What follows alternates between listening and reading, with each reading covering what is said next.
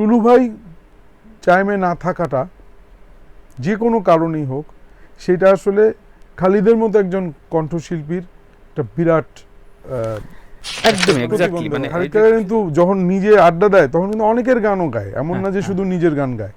তো সেই জন্য আমি বললাম যে ওইখানেও কিন্তু বলছে যে মানে আশিকুজ্জামান টুলুর ব্যাপারটা কিন্তু সে বুঝে। আর ভুল যেটা সেটা তো সময়ই তাকে আরো হয়তো দুইজনকেই উপলব্ধি করাইছে। আমি তো আগেই তাইলে বোঝার কথা যে সলো করলেই ভালো, বা একটা মিউজিক ডাইরেক্টরে ধরলি তো আমার কথাও শুননি আমি, তখন কি আমি এদের চিনতাম না? বা আমি কি জুয়েল ভাইরে বলতে পারতাম না যে আমার একটা সলো করেন, আপনারা করে দেন? হ্যাঁ, কিছু একটা তো হইতে পারতো। আমি কিন্তু তা ভাবি নাই। আচ্ছা আচ্ছা, আমি এটা কখনোই ভাবি নাই। আর যদি পরেও ভাবি, সেটা দেখা গেছে আমি দলে থেকেই ভাবছি, মানে আমার দলের কেউ বাজায় দিছে আর আমি একটা সলো ক্যারিয়ার করছি, তা কিন্তু হয় না। আমি প্রফেশনালি, কোনো সেশন প্লেয়ার বলতে পারবে না যে আমার জার্নিতে আমার ব্যান্ডের গান সে বাজায় দিছে আর আমি তারা খালি সেশন পেয়ে বসি চাইপা যায় না। এটা আমার আমার নাই। হয়তো সেই কারণে আমার ভুলও হয়েছে, অনেকে কিন্তু এইটা করছে। হ্যাঁ,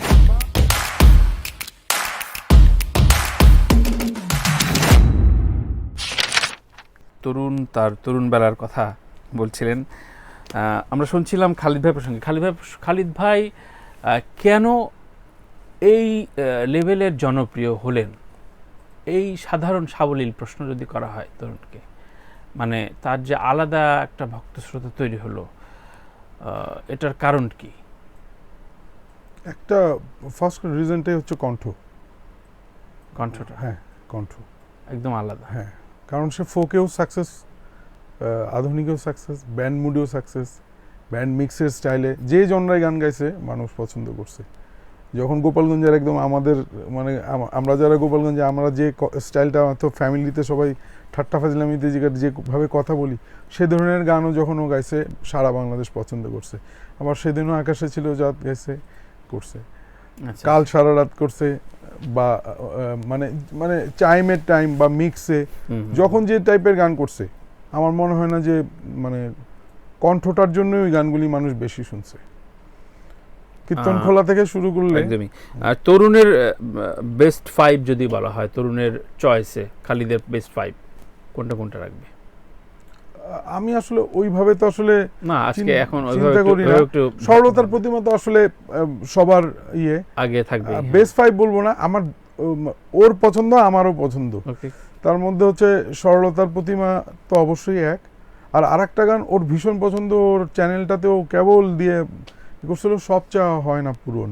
আচ্ছা আচ্ছা, এইটা মিউজিকটা করছিল জনি, আমাদের বেসিস জনি, ভাইকিংসে ছিল, এখন তো মানে ফ্রিল্যান্স ইমরানের সাথে ও পারফর্ম করে বাজাচ্ছে। তো ওর সঙ্গীতে আমরা তো বন্ধু, আমরা আসলে একজন আরেকজনের কাজে সবসময় পাশে ছিলাম। তো সব চাওয়া হয় না পূরণ ওর খুব পছন্দের ছিল। তারপরে আরেকটা গান আছে এই মুহূর্তে মনে পড়তেছে, এগুলি তো আসলে বলতে গেলে সব 2000-এর আগের কাজ বা 5-এর মধ্যেই ক্লোজ। আচ্ছা, মনে মনে বেঁচে আছে প্রাণ, এইটা মিউজিকটা মনে হয় চাইমের করা। আচ্ছা আচ্ছা, দুইটা প্রশ্ন। সেটা হচ্ছে চাইম তো ভেঙেছে নতুনভাবে, শান্টুর সাথে আবার কাজ করেছেন, বিভিন্নভাবে আসলে দলগতভাবেই থাকার চেষ্টা করেছে খালিদ ভাই। কোনোভাবে কোনো আড্ডা আলোচনায় হয়নি যে চল তুই আমি করি কিছু একটা, এরকম কি হয়েছে? আসলে সেটা মানে কি, আমরা তো শেষ যে ব্যান্ড ফিস্টটা হইলো, হ্যাঁ, আমি পারফর্ম করলাম, পরে ও উঠলো, হ্যাঁ, এরকম হয়তো বিভিন্ন হয়েছে। কিন্তু আমি যখন দা ট্র্যাপ করছি বা তরুণ করছি, এই দুইটার টোটাল জার্নিও যদি হিসাব করি আমি, তো চাইম অনেক অনেক উঁচু প্ল্যাটফর্মের ব্যান্ড ছিল, মানে না বললেই না। আর চাইমে তো আসলে টুলু ভাই না থাকলে আসলে চাইম হইতো না। ঠিক যেমন আমি মনে করি টুলু ভাই শ্রোতা হিসেবে মনে করি, বা যা চোখের সামনে দেখছি, যে একজন আশিকুজ্জামান টুলু না থাকলে কিন্তু আর কেউ হইতো না, আমরা হয়তো হাসান ভাইরে শুনতেই পাইতাম না। তো সত্যি মানে চাইমের যেটা আমার কাছে, আমার মানে মনে হয় যে আমিও দীর্ঘদিন যেহেতু দল কেন্দ্রিক চিন্তা ভাবনা নিয়েই চলি,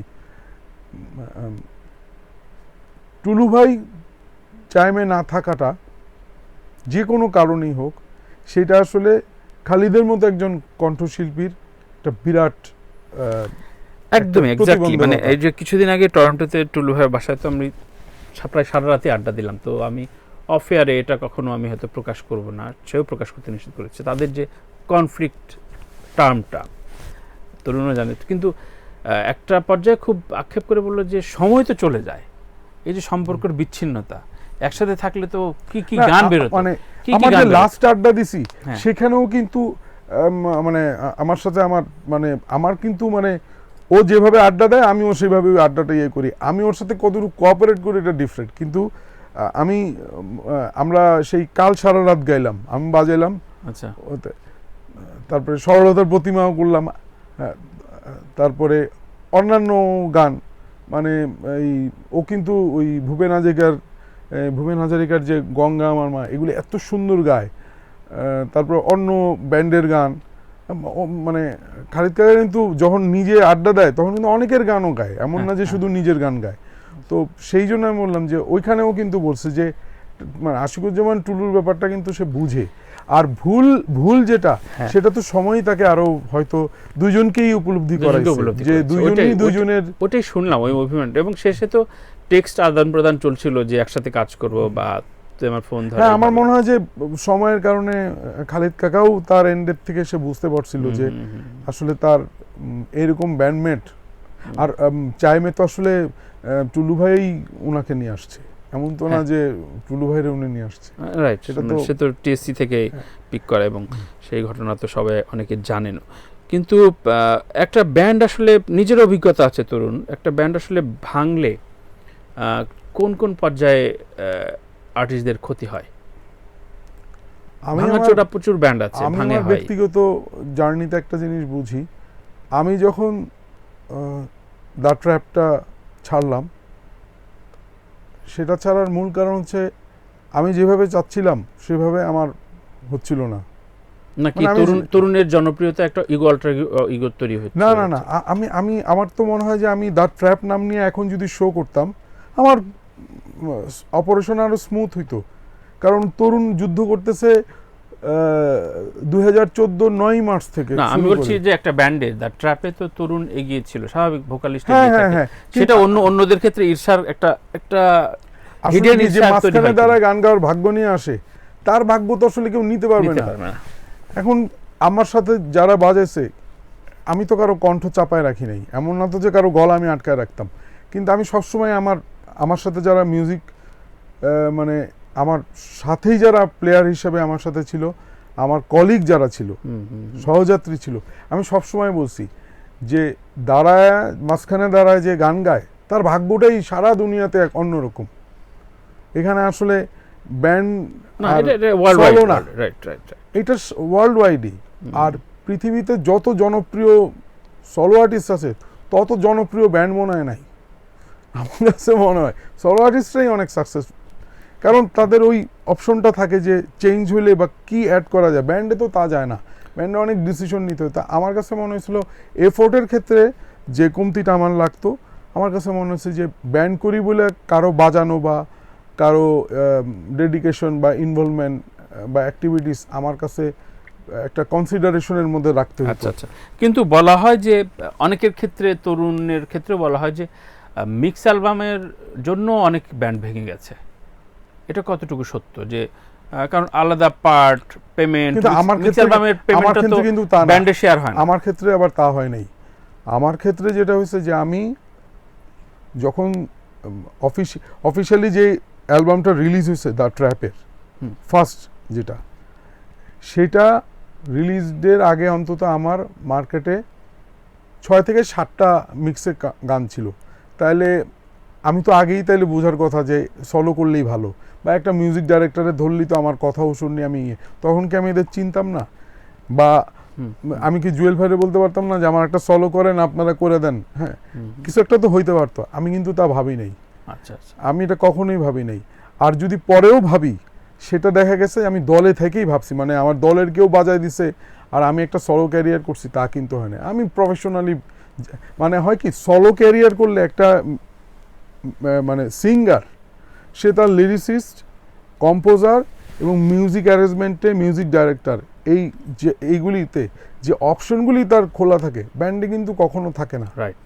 কারণ অনেকের কারণ আমরা কিন্তু মতামত সেই ব্যান্ড করি নাই যে অমুক অমুকে বাজায় দিছে আমরা খালি বিটিআরে গেছি, তা কিন্তু না। তো বাংলাদেশে অনেক শীর্ষস্থানীয় ব্যান্ড তো একদম আমার ক্ষেত্রে কোনোদিন তা লিড হয়নি। ভোকালিস্ট যা বলে তাই। এখনো তরুণ ব্যান্ড যদি কোনো পচা গান করে, আমি কনফিডেন্টলি যে পচা গানটা সবাই নিজেরাই বাজেছি। কোনো সেশন প্লেয়ার বলতে পারবে না যে আমার জার্নিতে আমার ব্যান্ডের গান সে বাজায় দিছে আর আমি তারা খালি সেশন পেয়ে দিয়ে বসি চাইপা যায় না। এইটা আমার আমার নাই, হয়তো সেই কারণে আমার ভুলও হয়েছে।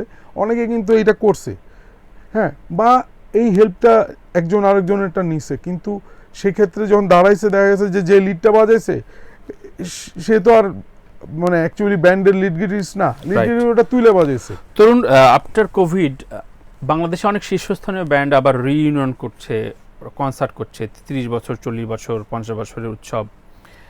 এটা কি একটা ফেয়ারওয়েল পার্ট মনে হচ্ছে কিনা, যে বিদায়ী ভাষণের মতো, যে আমরা বয়স হয়ে গেছে, আমরা একটা রিইউনিয়ন করে আমরা একটু জানান দেই, বা মানবিমান হয়েছে আমি বুড়ো হয়ে যাচ্ছি, এটা একটা ফেয়ারওয়েল টার্ম যাচ্ছে কিনা আমাদের ব্যান্ড মিউজিকে? মানে না, আমার কাছে মনে হয় কি যে মানে ফিডব্যাক করলো, সোলস করছে, ব্ল্যাক করলো, ব্ল্যাক তো অনেক নতুন, মানে সিনিয়র ব্যান্ডের অনেকের, এটা ফেয়ারওয়েল টার্ম মনে হচ্ছে কিনা? না, আমার কিন্তু তা মনে হয় না। আমার কাছে মনে হয় যে কোনো একটা কারণে যখন দেখা গেছে যে এই মানে লাইন আপগুলির থেকে কেউ ব্যক্তিগত কারণে হোক, দলগত কারণে হোক, হ্যাঁ, বা পারিবারিক কারণে হোক, মানে কন্টিনিউ করতে পারে নাই। আবার একটা সময় মনে হচ্ছে যে আমরা মানে যদি সবার মানে পজিটিভ ইয়েস থাকে আর কি, তাহলে আমরা একসাথে করতে পারি। কিন্তু এমন না যে, যেমন আমি মনে করি যে সোলসকে যেভাবে পার্থদা ধরে রাখছে এখন পর্যন্ত, এইটা কিন্তু ভয়ঙ্কর ব্যাপার। কারণ উনি যেসব সিঙ্গারদের চাপ নিয়ে সোলস এখনো রাখছে এবং এখনো সোলসের মতোই পারফর্ম করে, এটা কিন্তু ভীষণ চাপ। এটা আমরা মানে অডিয়েন্স বুঝতে পারবে না। তপন চৌধুরী, অনেক বড় বড় আয়ুব বাচ্চু, কুমার বিশ্বজিৎ, মানে নকিব খান, মানে এদের ইনরা নাই, কিন্তু সোলসের মতো যে মানে এখনো এইভাবে শো করতেছে, এইভাবে তারা পারফর্ম করতেছে, নতুন গান। কিন্তু তপন চৌধুরীর সাথে তো বড় দূরত্ব তৈরি হয়ে আছে পার্থদার, সেটা নিয়ে লেখালেখি কথা বলা, সেটা অবশ্য মানে আমি আসলে ওই যে বললাম না যে ওই লেভেলটা আসলে আমি জানি না, কিন্তু আমি মনে করি ওই মন শুধু মন ছুঁয়েছে গানটা আমার গাওয়া কোথাও আর পার্থদার গাওয়া কিন্তু একটা বিরাট চাপ নিয়ে গাইতে হয়, বিরাট একটা চাপ থাকে কিন্তু পার্থদার, এবং ওইটা কিন্তু উনি সেইভাবে করতেছে, এটা কিন্তু মানতেই হবে। এটা আমি নিজে বুঝি, এটা বয়ে নিয়ে যায় এত দীর্ঘ সময়, এটা অবশ্যই পার্থদা। আমি ট্র্যাপের বদলে আমি সম্পর্কের কথা বলছি, সম্পর্কের যে রিইউনিয়নটা, সেই জায়গা থেকে তার মানে এই ধারাবাহিকতা থাকলে একসময় আমরা চাইমকেও দেখতে পেতাম, মানে টুলু ভাই খালিদ ভাই একসাথে বাজিয়ে একটা শো করছে কোন একটা সময়। হ্যাঁ, এটা প্রায় হয়ে যাচ্ছিল, প্রায় মানে এইটা হইতেই পারতো, এটা মানে এটা হওয়াটাই বরং অনেক সুন্দর হতো মানে সত্যি। আর আরেকটা জিনিস, কোনো আর্টিস্টিক যে সেক্টরে সে কাজ করুক, তার সুন্দর দিন যেমন থাকে, স্ট্রাগল থাকে, সুন্দর দিন থাকে, আবার একটা স্ট্রাগল না অফ পিরিয়ড চলে আসে। এটা তো মানে সব জায়গাতেই হবে। তা আমাদের আমি নিজে এখন কিন্তু মনে করি যে লেখা ও সুরের কাছে আমার আর পাওয়ার কিছু নাই, আমার আর নিজেকে জাহির করার কোনো জায়গাই নেই। আমার এখন হচ্ছে টিকে থাকা সম্মানের সাথে। কেউ যদি আসে আমার কাছে, এখন যারাই যে নাটকের কাজ হোক, তার দলের হোক, হ্যাঁ, আমি অনেক ব্যান্ডের কথাও শুরু করে দিই, কিন্তু তারা ওইটা অফিশিয়ালি বলে যে আমাদের গান, কিন্তু কথাও শুরু তরুণ ভাই করে দিছে।